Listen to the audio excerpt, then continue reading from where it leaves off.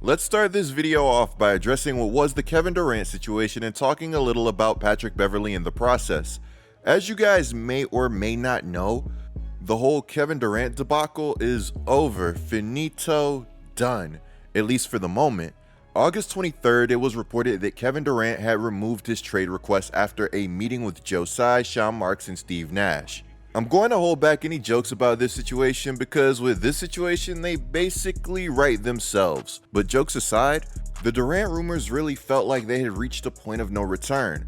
What I'm trying to say is that basically the rumors were only going to continue to get worse before they got better until the situation was over. These rumors had reached an out-of-pocket level that was so mind-numbing that I even started to see reports that Memphis was interested, but check it out, they didn't want to give up Desmond Bane or Jaren Jackson Jr. That's like one of those trades that annoying guy in your fantasy football or basketball league offers you while hyping up every player that they're trading away, but not really wanting any of them. I'm sure at least somebody watching this video has been hit with the old 3 is more than 1 rationalization. Yeah, Memphis could offer picks, but so can everybody. Anyways, it's no secret that the Durant rumors were basically consuming the media and even the fans, myself included. What do you want me to say? They knew how to get me. They put a BI rumor out there and the rest is history. But the thing is that these rumors were allegedly doing much more than this unfavorable consumption. Apparently the rumors had some of the league at a standstill, so much so that once it was announced that this situation had halted, Patrick Beverley would tweet out, "Y'all can sit and don't say nothing, but that ain't cool. It's dudes with families out here who haven't got a job because of this KD stuff. And to be on and off ain't cool, blessing gang." He would also tweet that it's not good business. These owners can't wait until new deals come. All we doing is hurting the future. Good day, blessing gang. KD would see this as it really feels like he does with everything and reply with the hashtag blame KD. Bev would respond back with, "Damn gang, who said I was talking about you? I'm speaking of how it was done. Both sides need to keep that private, but noted." Whenever I think of this KD stuff, I just imagine a group of players, probably vets, together somewhere rubbing their hands waiting to pounce. Now we all know that the Los Angeles Lakers know a thing or two about vets, especially the older ones. With that said, I think that they've done a great job this offseason of making moves that at least make sense, with one of their most recent moves being trading for Patrick Beverley. August 24th, Woj would announce that the Los Angeles Lakers would be sending guard Talen Horton-Tucker and forward Stanley Johnson to the Utah Jazz for Patrick Beverley. Now I'm going to give you guys my thoughts on the trade, but let me just remind you guys that Patrick Beverley is literally the same guy that said this earlier in the year. If I was a free agent and I played for the Lakers, I'm going to the playoffs, I'm going to the West Conference Finals. So you believe if you were a member of the Lakers, they'd go to the Western Conference Final as presently constructed, or with the team as presently constructed, or would somebody have to go? No, nobody goes. Exact same team. Western Conference Finals. Because they have no one who's, and no discredit to LeBron James, but he's doing so much. Who's the leader? They had success because there was a leader there. Rondo was there. At the time, he was the leader. Who's the leader? Who's telling LeBron, "Hey, LeBron, you got to be low man, bro. That ain't your help out. You got to X out." No one's telling them that. Not on a consistent basis. Right. And Patrick Beverley's going to tell them that? I'm going to tell everyone that. Okay. Because I want to win. Because it's not about me scoring 20. It's not about me having 15 dimes. I want to win. I want to beat everyone I play. If I play and you playing cards right now, I want to win. That's it. Now, if you guys think that he's spitting facts, just put facts in the comments below and you can explain yourself. Or if you think that he's spewing nonsense, put nonsense and then go ahead and explain yourself, or just explain yourself altogether, honestly. We like to talk basketball over here, so let's talk it. Now, as crazy as this sounds, I think that he has a point. With the roster as it is right now, I don't know about the Western Conference Finals or anything like that. On a real level, I still think that the roster needs improvement. And AD has to remind everybody who he is before we even come close to talking about the Western Conference Finals. But that's besides the point. I think that he made a great point about the Lakers not really having a true leader outside of its stars last season. And for a team that was loaded with veteran depth, that should never happen. Sometimes having a guy who's not a star provide a spark or to help orchestrate things can go a very long way. It's really easy to crap on Patrick Beverley for some of the things that he says, and unfortunately does. Like, I'm not here to completely defend Patrick Beverley. I'm not even really trying to defend him like that, period. I just want to say that for every dumb thing that he says, I feel like he says something that also has a bit of truth. Last year, for the Minnesota Timberwolves, Patrick Beverley was huge. The Timberwolves were one of my league pass teams. I watched a lot of Timberwolf games. Beverley was one of the emotional leaders of that team, and I'd argue that if they didn't have him, that their season could have looked a whole lot different. You want to talk about a culture change. There was a reason that this veteran logged 32 minutes per game in the playoffs and 38 minutes in a must-win Game 6 despite fouling out. Performance aside, there was a reason that this 6'1" point guard was out there. I've seen guys like Patrick Beverley get double-digit rebound games on my team. Do you guys know how annoying it is to watch Patrick Beverley out-rebound your team? It's not fun. Guys, how many times last season did we just want the Lakers to play players who played with an ounce of energy, players who showed any sort of fight?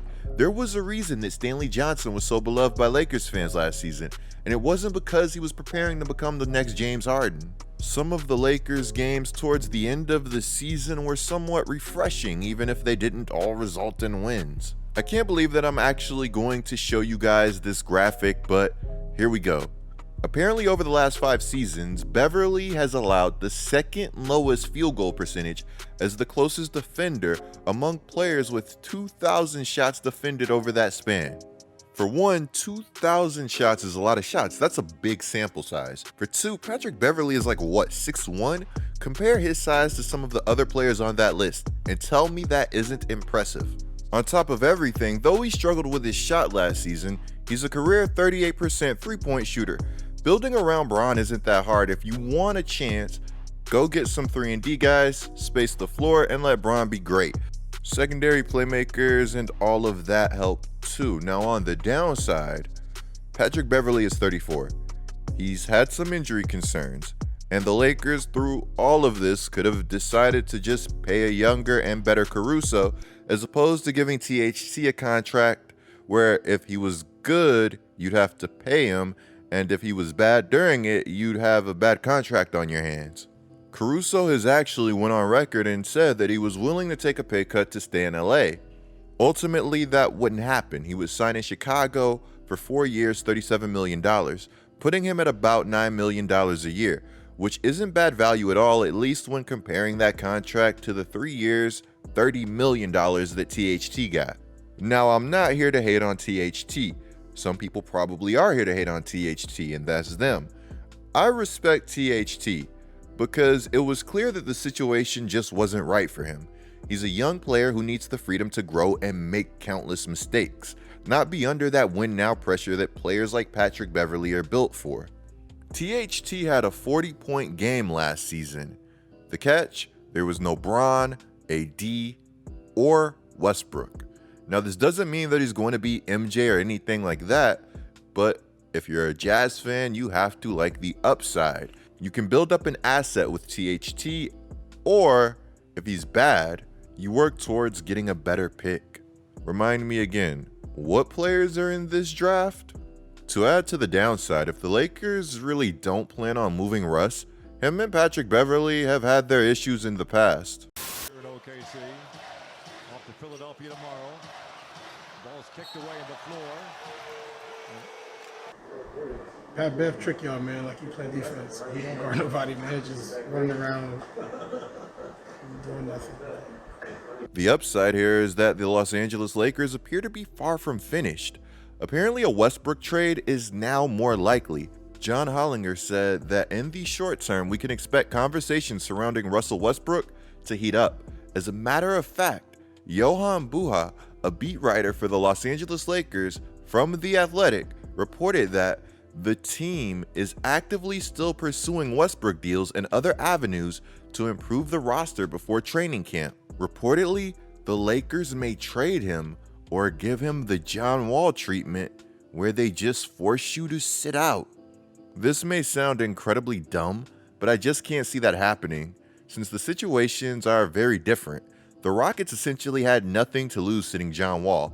They weren't expected to be competitive, and they could give more minutes to their high upside players like star Jalen Green or guard Kevin Porter Jr.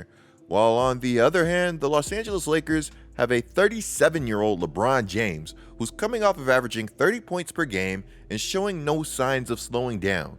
Oh, and by the way, Bron also just signed an extension. This is just me talking right here and not the reports, but I don't think that Bron is signing an extension without a promise that more moves are on the way. And I just can't imagine that one of those moves would include sitting nearly $50 million on the bench. That just wouldn't make a lot of sense. But I guess if you can't find a trade that you love, anything is possible. In my head, I just can't see them doing Westbrook that dirty. No way Ham lets that happen after everything that he said, right? Now remember when I told you guys that the fun wasn't over in Los Angeles? Check this out. A Nets insider recently reported if you talk to people over in Los Angeles, they still really feel like Kyrie is coming to them next year.